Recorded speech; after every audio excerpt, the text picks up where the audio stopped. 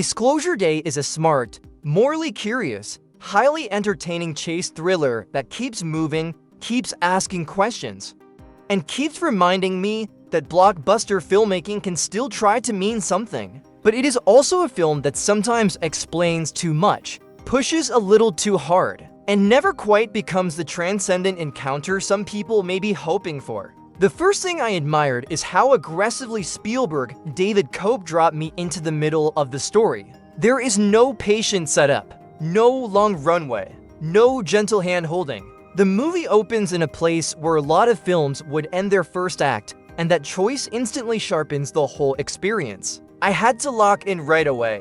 It feels a little like stepping into episode 2 of a great paranoid sci-fi thriller and realizing the movie trusts me enough to catch up on my own. Daniel Kellner, played by Josh O'Connor, is already being hunted by a Men in Black-style organization called Wardex, led by Colin Firth's Noah Scanlon. Daniel's girlfriend Jane, played by Eve Hewson, has already been taken. Daniel has already stolen something huge. And before the movie has even settled, it becomes clear that what he stole is nothing less than proof that non-human life is real, and that powerful people have been hiding it from the world for generations. That is a strong way to begin, and it gives the movie genuine momentum. Daniel is working with a group of Wardex defectors led by Coleman Domingo's Hugo Wakefield, and their goal is not small.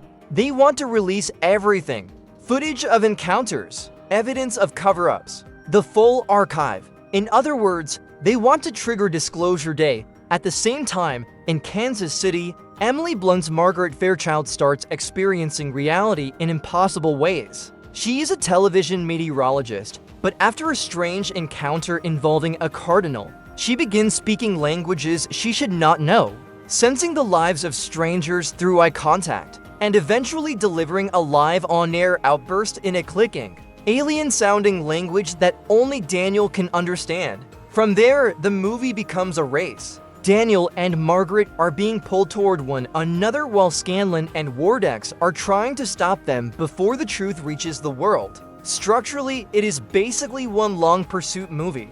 That is not a complaint. In fact, it is one of the movie's biggest strengths. Spielberg directs Disclosure Day with a lean, restless energy that keeps the film from drowning in its own mythology. Janusz Kaminski's camera is a huge part of that. It is constantly in motion, circling characters, shifting perspective, breaking visual expectations, and creating instability even in quieter scenes. The result is a movie that rarely feels static. There is always movement, always a sense that the ground under the characters is shifting. And when Spielberg decides to really show off, the film gives me exactly the kind of large-scale craftsmanship I go to a Spielberg movie for. There is a breathtaking sequence involving a farmhouse. There is a massive collision set piece mounted with a clarity and confidence that the average director spends a career trying to reach. And John Williams, even while more restrained here than in some of his most iconic collaborations with Spielberg,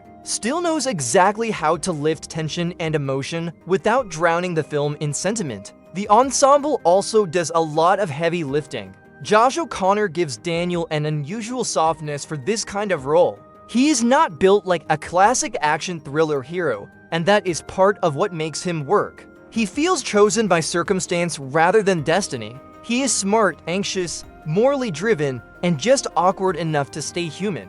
Eve Hewson is excellent too, bringing warmth and conviction to Jane, who becomes more than just the endangered girlfriend. Coleman Domingo, meanwhile, does what he does so well. He makes conviction feel calming. Hugo is the movie's moral compass, its voice of reason, and sometimes, yes, its mouthpiece. There are places where the script leans on him too heavily to explain the film's ideas. But Domingo is such a persuasive screen presence that I still found myself believing him. And then there is Emily Blunt, who is doing the hardest work in the movie by far. What Blunt has to pull off here is not simple. Margaret has to function as an ordinary person, an emotional bridge to the audience, a vessel for something uncanny, and a symbol of what revelation does to a human being. That is a lot to carry, and Blunt carries it beautifully. There are moments where the performance is broad because the material requires it, But what impressed me most was how much she communicates without dialogue. The way she looks at people, the way she absorbs what she is suddenly able to feel and understand, the way pain, confusion, fear, and empathy all seem to pass across her face at once. Margaret does not want to be some cosmic spokesperson. She does not want to become the face of the most important day in human history.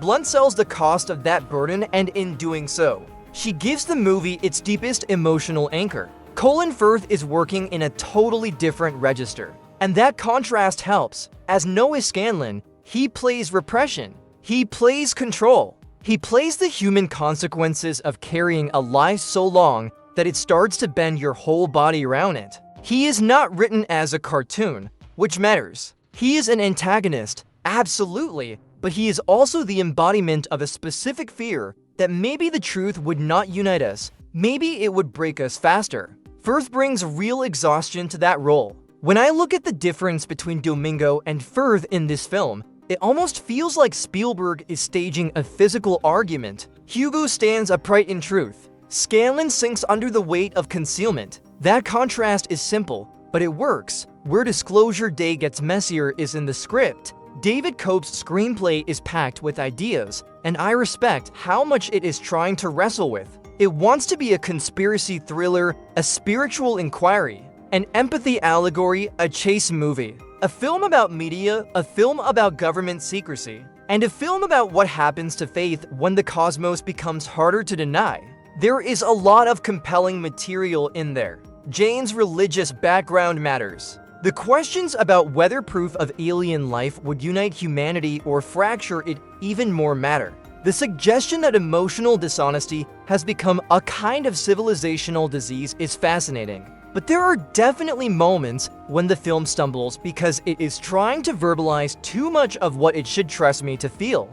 Some of the dialogue slips into cliché. Some thematic scenes are too blunt. A few turns in the mythology feel more functional than organic. And there are certain CGI animal moments that simply do not work. That said, even when the script gets clumsy, Spielberg keeps pulling the movie back together. That is the real magic trick here. I could feel the film wobble a few times, and then the direction, the performances, the camera movement, or the score would snap it back into place. That is why the movie remains so watchable even when it is overextended.